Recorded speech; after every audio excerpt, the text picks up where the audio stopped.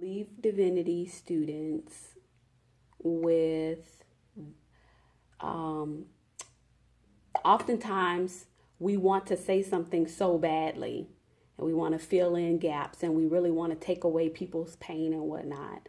But what would you encourage students who are going to be one day pastors and step into the role that you step into when you go into hospital rooms and families are faced with these decisions? What would you say to them? What is helpful? What things should they avoid? What what advice do you have for us who are about to start this journey? I think the greatest thing to do when you're ministering is to listen. Mm. Okay? That is one, I think, of the greatest ministries as it relates to dealing with those who are sick and suffering, is to listen and not pretend that you have all the answers.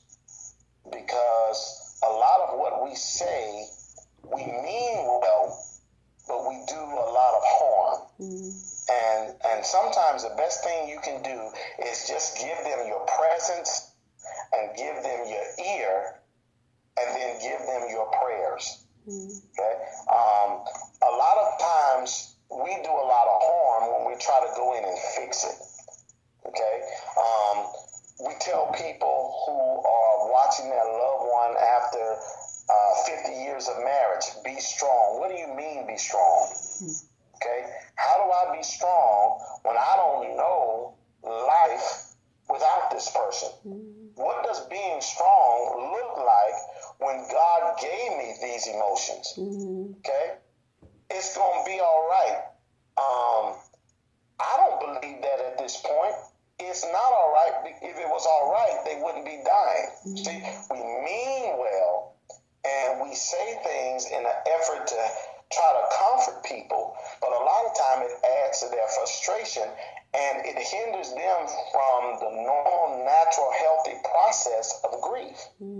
If Jesus, the Lord of glory, God in the flesh, can stand at the grave of his friend Lazarus and weep, okay, we can weep. See, so what good is it telling somebody, don't cry, be strong? No, let me experience my emotions. That's a part of the process.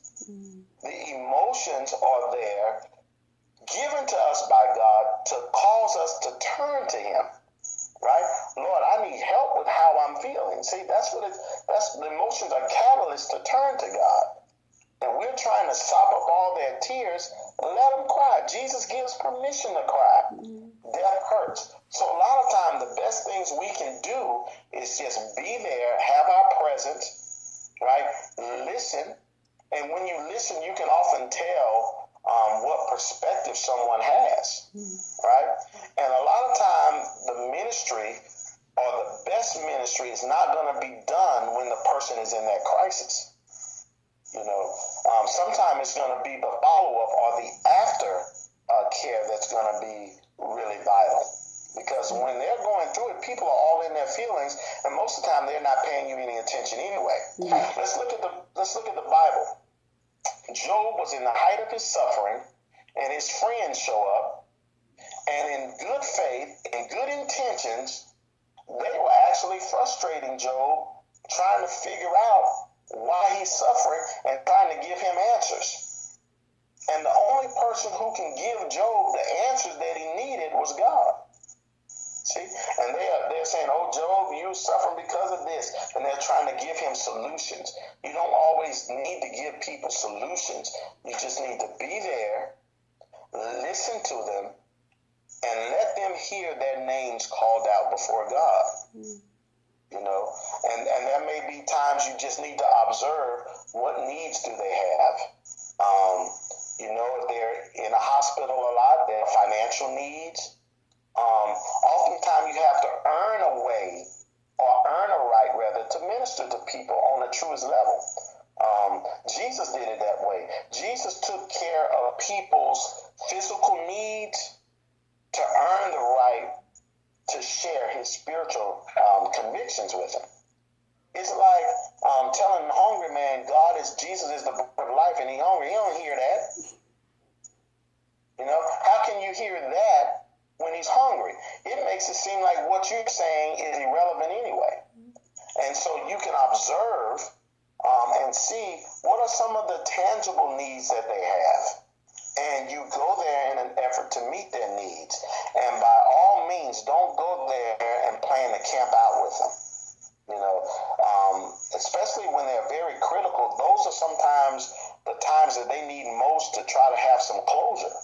You go, you listen, you let them hear you pray, and if you have the resources, meet some of their tangible needs.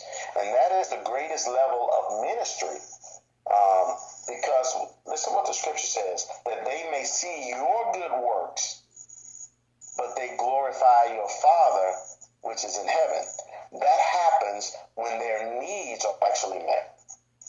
And so that would be the four things rather, that I would advise divinity students to do who are trying to give and provide comfort to those who are distressed and those who are sick.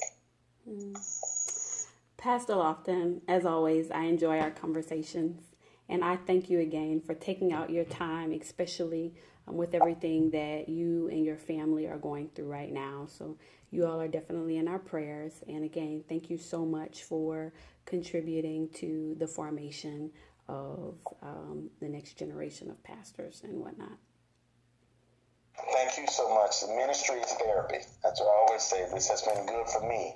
Thank you so much for the opportunity. Thank you.